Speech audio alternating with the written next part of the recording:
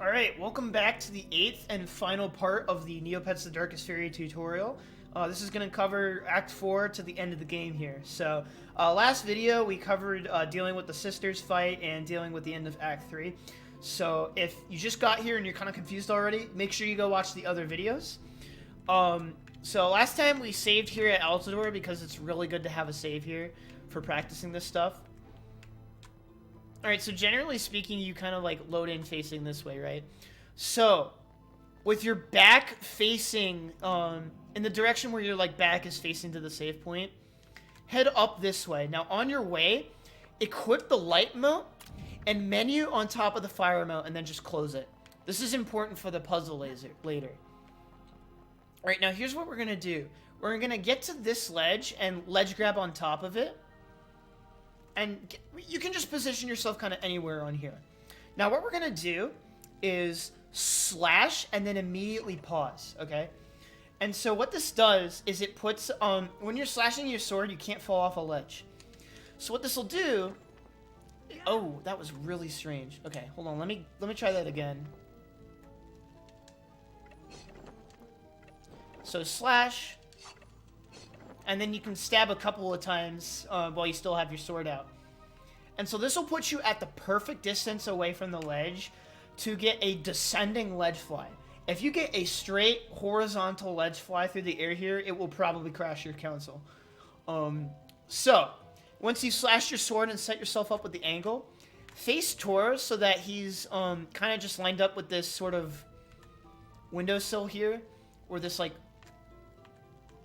right side window molding, I guess, and then do a ledge fly. And then you'll fly through the wall and land on the floor through here facing this way. Turn around 180 degrees and then look down. That elevator will take you to way further into Act 4. So normally you have to go like save Altador and all this jazz, and then eventually when you become a true hero you can come down here. But we're speedrunners, so we're already true heroes, right? Right? Alright, so you have to wait for this. I would just tilt your camera so you can see Tor's beautiful face, because that's where the door will be. Alright.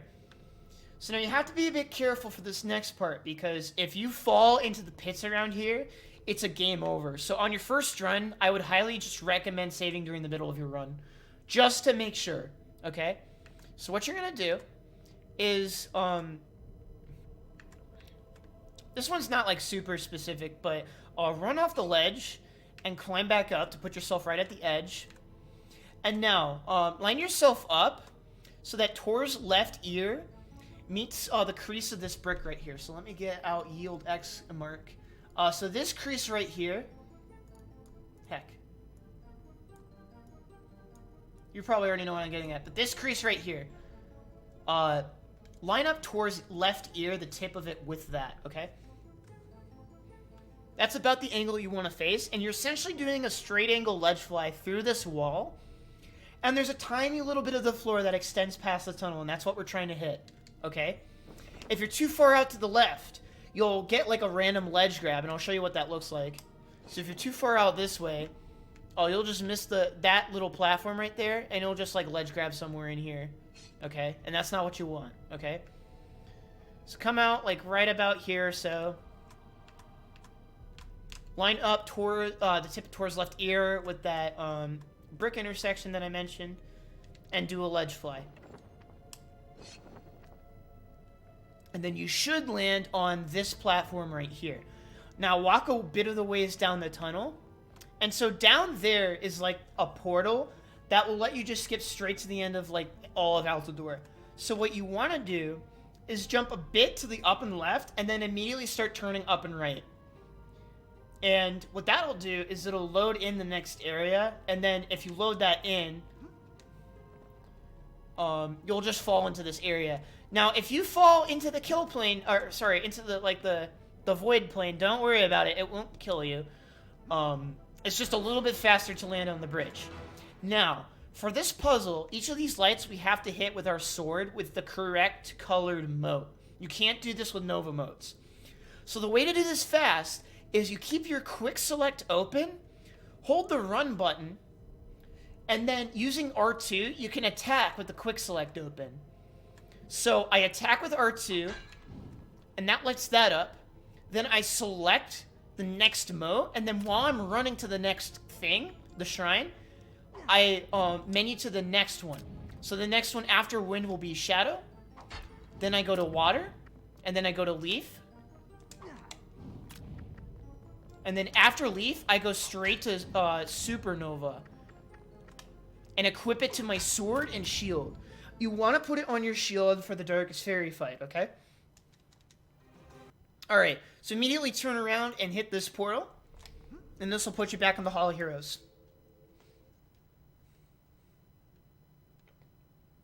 And then turn around 180 to activate this cutscene.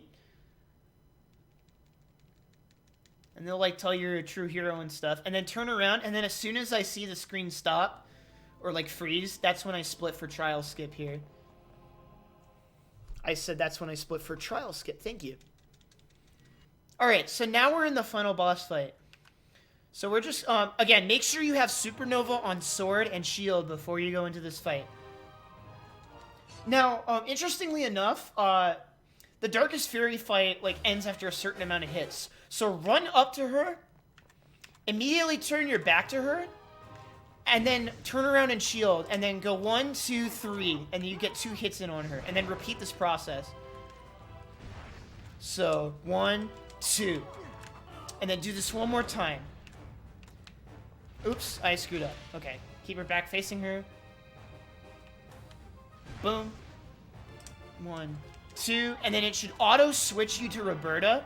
Stand underneath her and just spam her with attacks, and she'll come back to the ground. If you get attacked by enemies, don't worry about it. Just try to get out of the way and spam. I said spam. Alright, you might need to lure them away if this happens. There you go. Just get over to the side here, and it should lure her down, and it will kill her basically instantly. There's not a lot of challenge to this fight, so don't worry about it. I was a little bit slow, but that's not a huge deal. Okay, so now we're basically done with the game. So if you have, like, somehow an extra Mirka Speed Potion here, this is the last good place you can use it. So time doesn't come up yet. Time ends when you lose control of your character here upon triggering the final cutscene. So this is the second to last cutscene. So get ready to hit X and start through here. Then you're immediately going to 180 towards Queen Fiora. And as soon as you see me lose control, that's time. So get ready. And time. So as soon as you start to see that fade out, that's when time ends for the speedrun. Alright, you made it. Congratulations. That you have made it to the end of the Darkest Faerie any % tutorial. Again, if you have any questions, just feel free to get in contact with me or any of the other runners. We're more than free to help you. YouTube comments are fine, but I'm best reached through Twitter DMs, direct tweets, or Discord messages through the Neopets Discord.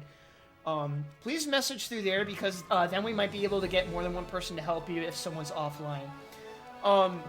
So, I just want to say before I go that tutorials for this kind of stuff are always a work in progress.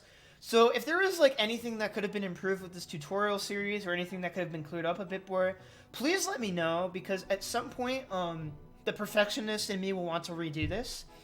So, what I'll be doing, so just give me any feedback that you have, and I may redo individual videos, or follow up with specific corrections or advanced strategies in future videos. I've been Jaxler. Thank you so much for sitting through this whole series, and we hope you enjoy speedrunning this game. Peace.